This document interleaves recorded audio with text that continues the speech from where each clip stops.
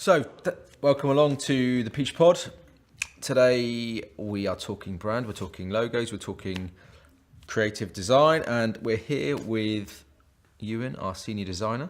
Welcome, Euan. Well remembered. Looked like it had gone from your mind. A little bit. I was going to try and say your surname, and I'm glad I didn't try that one out. McConchie. Yes.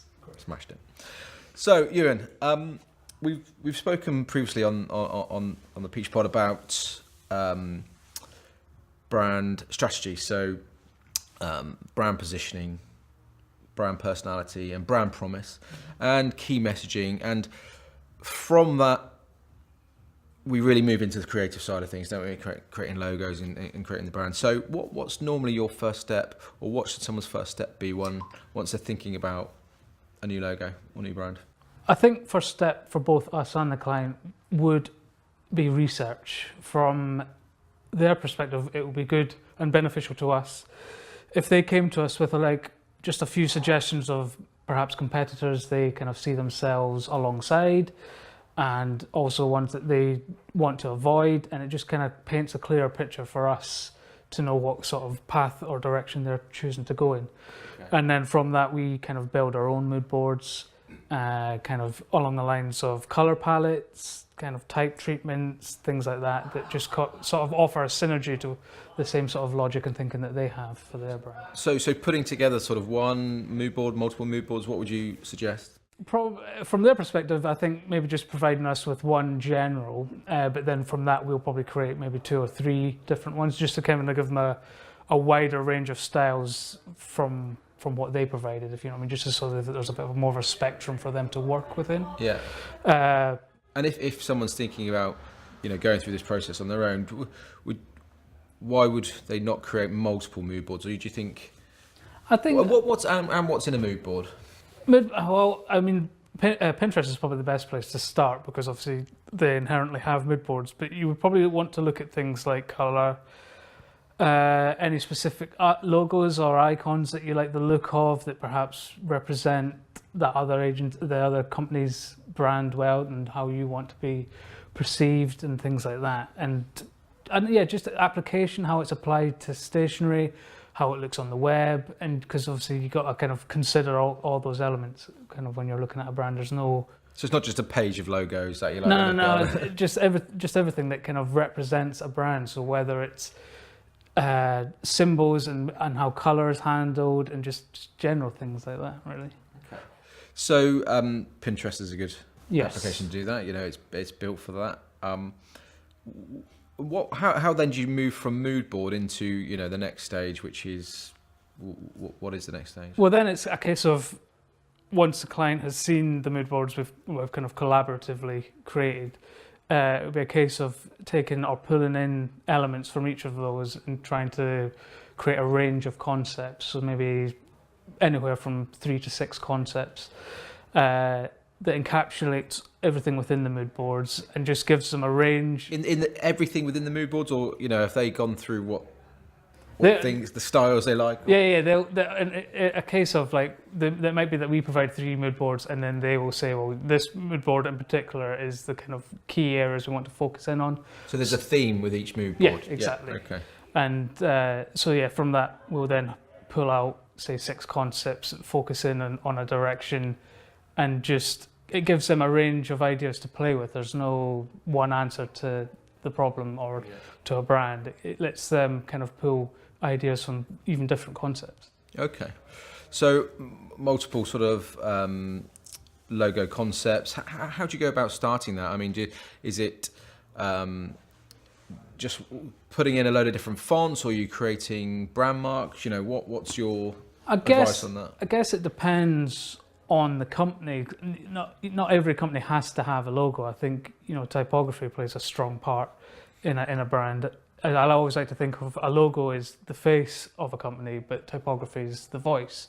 Nice. And I think that typography, maybe from a client side, is perhaps undervalued. They kind of take a little bit of a face value, but you kind of got to look at it from a different perspective, in the sense that I think typography can evoke an emotional connection. It kind of has a personality to it. So, for example, if you had like a childish font used for a technology company, there's a little bit of a disconnect. It's not the sort of associations you would normally make.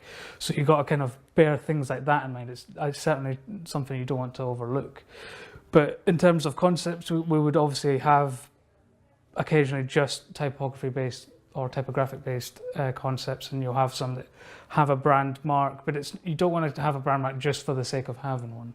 It's got to be relatable to the company and for clients or potential consumers to be able to see a connection between the mark and the company it's representing. And I guess they've got to complement each other as well. You can't just have a mark for a mark's sake and then the word mark. And be a complete disconnect between those two. So then that has no bearing on what the company is, what it stands for. No, exactly. Or and I think consumers are smart enough to, when they see a logo, to kind of even subconsciously think, I'm not entirely sure how that relates to them. It just, especially if it appears overly generic, like if it is a case of they've just got a mark for the sake of having one. I think there's a level of consideration you've really got to kind of work through and not just go for it because every other company has one, if that makes sense. Yeah, well, yeah, completely. I think we've had lots of examples where people want a mark and it doesn't always, it's not always relevant.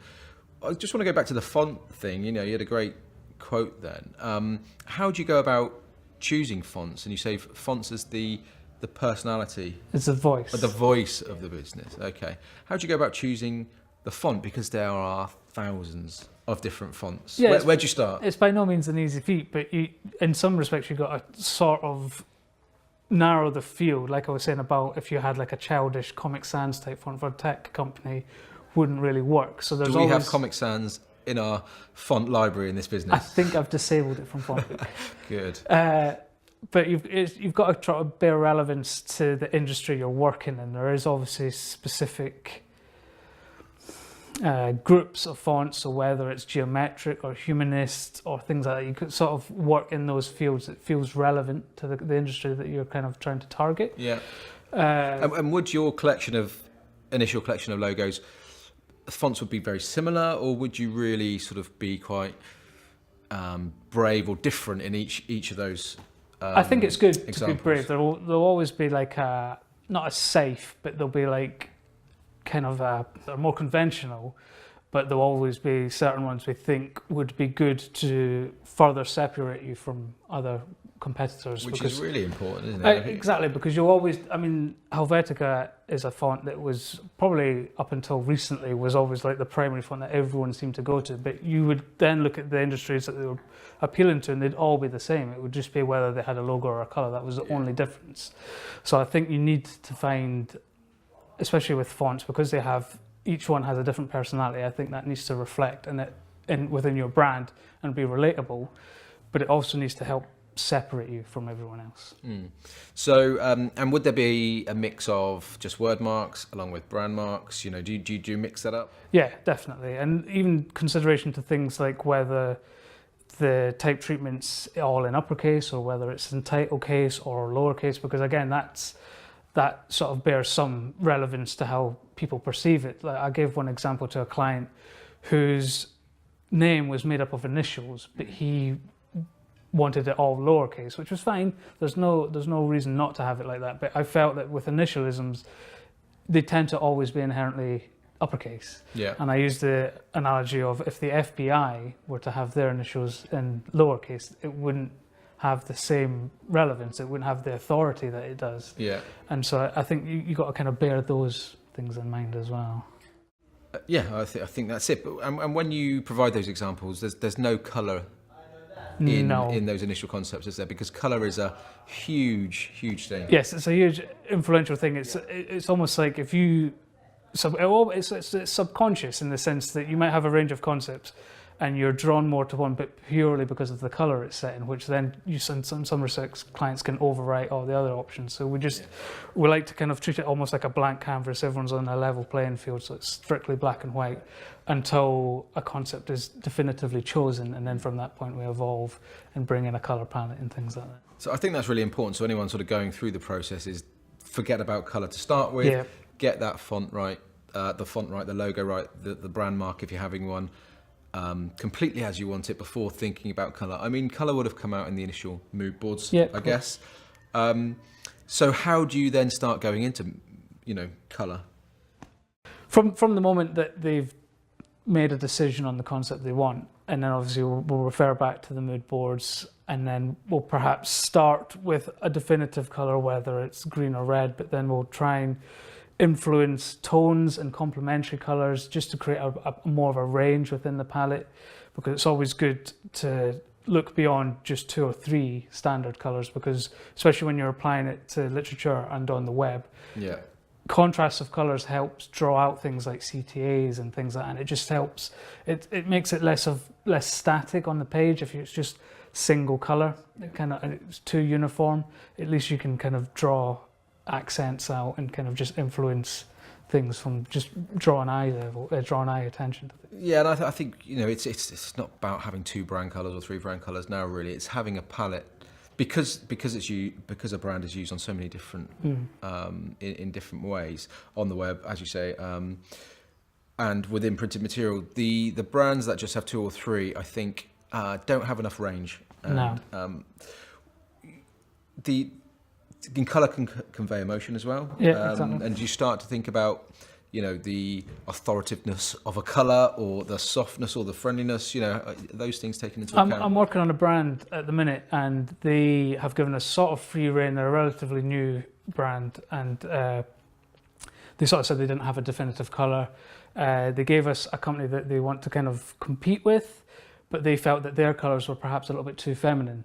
So I've inherently gone for more of a gender neutral colour. So I've gone for a green, so it's not overly feminine, it's not overly masculine.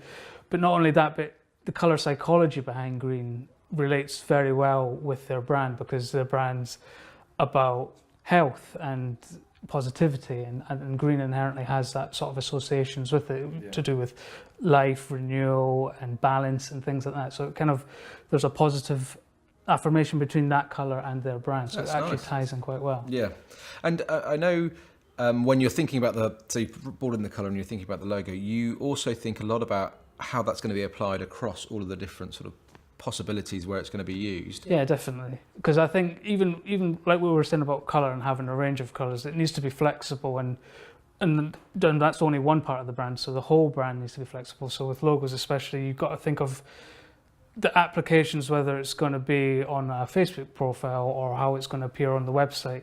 So when we supply concepts, we don't just give the client just one configuration. So say logo on the left, text on the right. Yeah. We'll give them a stacked version. We'll give them just versions that allow it to be flexible.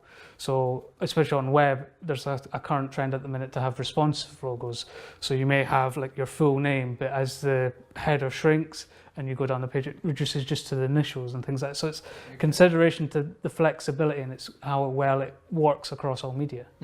I mean, the days of big brand guidelines are gone, haven't they? Because the responsive logo thing I love, on mobile devices, it can't be the same as it is on a desktop version or on your printed material. So I love the flexibility and the responsiveness of not just a website now, the responsiveness of a brand. Yeah, definitely. Which is really interesting. I mean, one thing I would say is that it's easy to get hung up on your logo. I think we can both relate to the fact that one of the biggest questions... Make them bigger! Make them bigger. And it's all well and good to have a big, but that's not the essence of why they're there. A person hasn't gone to a user hasn't gone to your site to see your logo. They've gone to see what you're about, and they're educated enough to know that a logo will appear in the top left or in the center or something like that. They don't. It doesn't need to be overpowering and kind of mask any of the content that you're trying to get them to do. So that's an interesting. How do you get over when someone says, "Can you make my logo bigger?" What's your normal response for that if you feel it's the right size? I die a little inside, but I tend to we tend to just explain to them as best we can that like we said, it's all well and good having a brand and trying and wanting to sing and dance about it. We can appreciate that you're obviously passionate about your brand and it's important to you to kind of have it front and center. But again, the user isn't there purely to see your logo, so we'll try and say to them that. We'll always take that into consideration and we'll do what we feel is best. If they want it bigger, we'll make it bigger, but we'll try and sway them away from that because you can end up having a nice refined site where everything's got balance, but then you've got this big gap at the top of the page where you've tried to compensate for having a larger logo, and then the links and the nav just sort of. But the space float around around. a logo can actually make it stand out more than making the logo bigger, Yeah, can't it? you just got again, it's just consideration to visual space, white space, and just making sure that it still draws attention by not having things clustered around it. Good stuff. So, just sort of summing up what we've been through then. So if someone is thinking about creating a new brand or going through the logo design process, mood boards, the place to start. Yeah, definitely research. Paint us a better picture of what you perceive your brand to be like. Obviously, we'll help give our input and consult and things like that. But it's always good to have like a level of transparency. We know what we're working with alongside you. We're not trying to pull ideas out of your head. It kind of helps. But also for people who are doing this themselves, Pinterest is a good tool for that. Definitely. And then when you're getting into the logo design process, consider font. Yeah. Do you need a mark? And a logo that is responsive. Yep. But do that all in black and white. Yeah. Don't get carried away. Don't get carried away with colour at that stage. And then when thinking about colour, think about emotion, looking at competitors.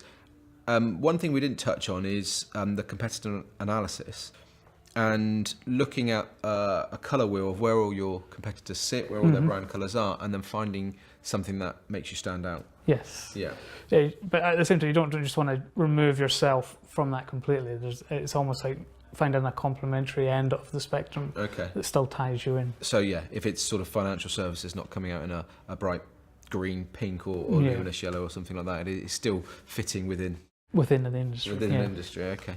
I like that, the end of the spectrum or colour wheel spectrum.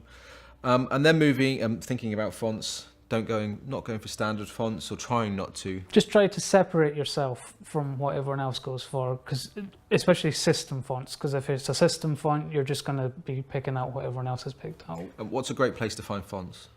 Myfonts.com is just a library of essentially a shop full of fonts. And can you type in the name of the business and it will, and then click a font and it will give you that? Yeah, it gives you a preview of how that might sit and how that, yeah. And then, is there any tools where people can go in and sort of build colour palettes or? I use, there's quite a few, but I use one called Coolers. So COOLLERs, we can put it on the video. Yeah. And that allows you to start off with a primary colour and you can lock that colour in and you just press the space bar and it will bring up complementary colours alongside it. So it's sort of doing the work for you as well. And then you can lock that second colour, bring up another one and keep going through until you've got a palette. Good stuff, some great advice there, Euan. So that's us for today's The Peach Pod. Thank you, Euan. No problem. For coming along. And the next podcast is going to be around user experience, mobile and web or desktop. So thank you very much. Cheers.